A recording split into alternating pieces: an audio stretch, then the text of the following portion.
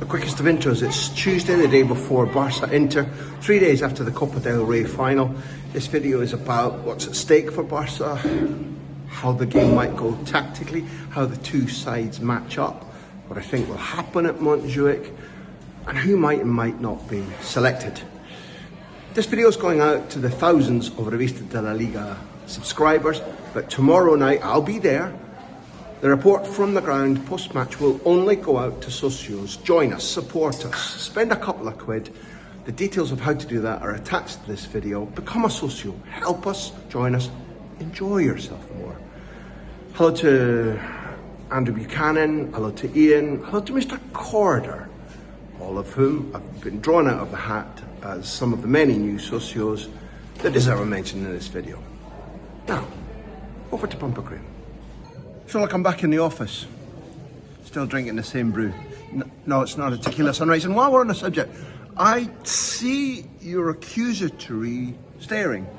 It wasn't me who plugged the toaster into the bath and cut the power in Spain and Portugal and parts of France yesterday. Although it was me with Victor M. Gross, who was down in Seville, starting at crack of dawn, lost in Seville with no money, the credit card doesn't work, phone systems don't work, no internet, can't get a taxi.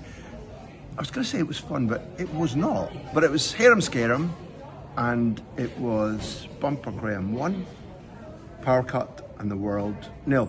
And hello to the Yemeni taxi driver who picked me up in the centre of Barcelona and drove me home in pitch black darkness because there were no street lights. About 1 in every 72 traffic lights were working, and dumped me near to my house with 3 lanes of traffic going one way and 3 lanes of traffic going the other in pitch black darkness. Now that was fun. It'd have been more fun for you to watch me dodging and spooking and slithering than it was for me to do it. Which leaves me alive and back in my hometown to show you this.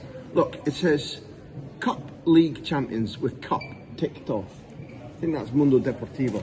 Sport, for once, are slightly more interesting. They pick on the fact that Barcelona have won their first Champions League of the season because the youth team won. Giuliano Belletti's the winning scorer of the 2006, I'm willing to say, Paris final against Arsenal. Belletti's the coach of the Youth League champions. They won in neon yesterday, and down below it says that Flick won't risk Alex Balde.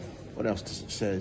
It says Lamine Yamal on the point of starting his 100th game for Barcelona. We've got a special coming up on that and Leo Messi on Thursday morning. Let's dispense with the papers for the moment and look at what we're building up to, which is a Champions League semi-final, the first time Barcelona have been in one since 2019. How did that go? Well, if you're I was going to say Terence Trent D'Arby or Trent Alexander-Arnold fan, you'll remember very well that Barcelona turned up in Rip Van Winkle mode, and they had the Winkle ripped right out of them by Liverpool 4-0 2019. Since then, what's happened? Well, they went through a phase where they couldn't get out of the Champions League group. They were beaten 8-2 by Bayern Munich. It really all fell apart for Football Club Barcelona in terms of their European pedigree, no longer.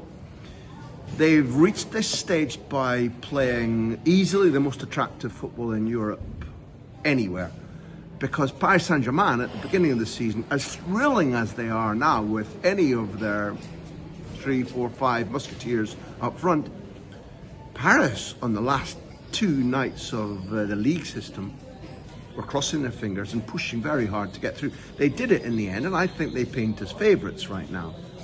But I also was caught saying to you, I think Inter will be in the final. Now, I watched Inter Milan on Sunday against Roma, so that most of you didn't have to. And boy,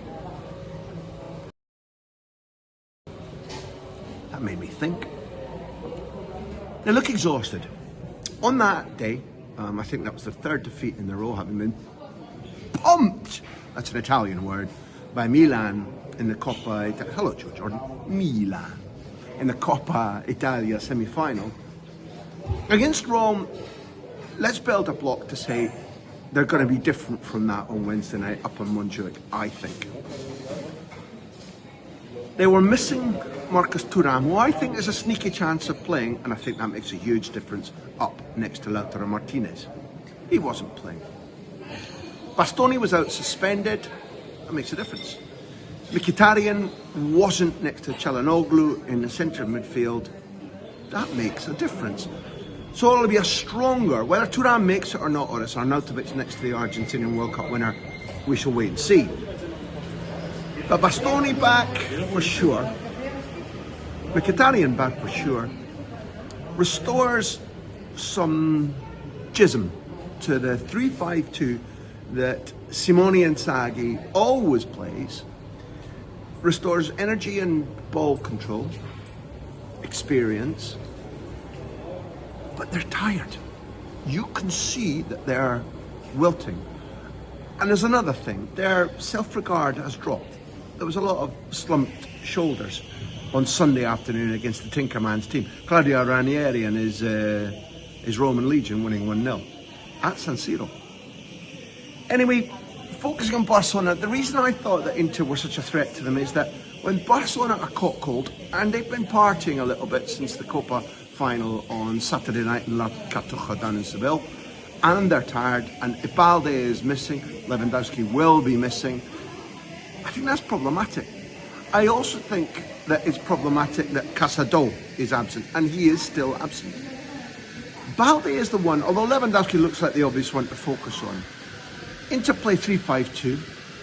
Let's say that the wing backs maybe include Di Marco and Dumfries, or we'll wait and see exactly how that's composed. It could be Augusto. There are choices, but it will be wing backs. And therefore, two of the things that Inter really do is that they can double up on wingers, Rafinha and Lamau, meaning that the fullbacks have to do an awful lot of helping in the attack. And Gerard Martin is no Alex Balde. Is there a surprise coming there? Could it be Hector Fort? Could it be Inigo at left wing back? Both possibilities.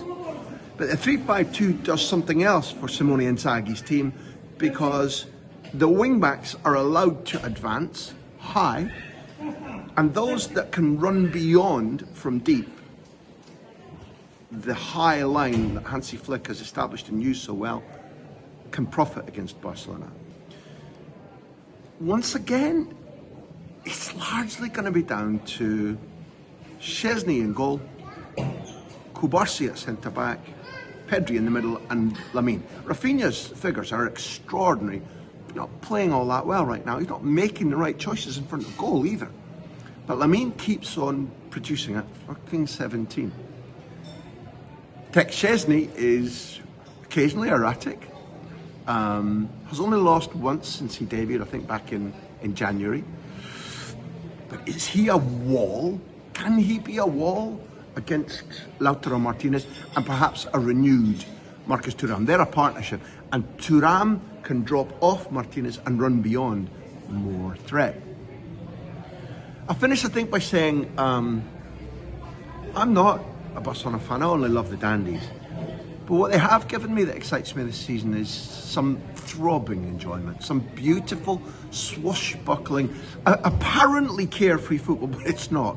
A lot of care and thought is pushed into the positioning, the high line, how to come inside, how to overlap, all that kind of stuff. And I was privileged to spend, along with good friend Tim Lee, you'll hear Tim commentating on La Liga television, nearly an hour with Pedri on Thursday. And one of the many things that stood out from him was that he aspires to win the Ballon d'Or, and he said, well, look at Rodri, a midfielder won it, and the midfielder that won it had won the treble with his club and then a trophy with his nation. Barcelona are tilting for a treble, and Spain are tilting to repeat their Nations League victory this summer. Pedri's got his eye on the Ballon d'Or. But he also said the high line, when he came back from injury in the summer and saw what Flick had instituted, made him nervous. But he says that one of the purposes is not just to catch people offside, squeeze up, meaning that the press and the secondary press is higher, The first press is supported by the secondary line. Look at Koundé, look how high up the pitch Barcelona's right back was late in extra time in the cup final. That's partially to do with the high line and where that leaves you as a defender if you decide to be adventurous and go marauding. Pedri said it helps us push the midfield into small spaces, and Barca, with our training, with our philosophy, with our touch and pass and move, we win in small spaces. Can they, will they? Jumpers for goalposts. Wherever you are, make sure you watch the game. I'll be there, and I'll bring you some sort of cobbled together sticky back plaster report on Wednesday night. Thank you, socios. Love you all, because without saying, buenos dias, stay tuned.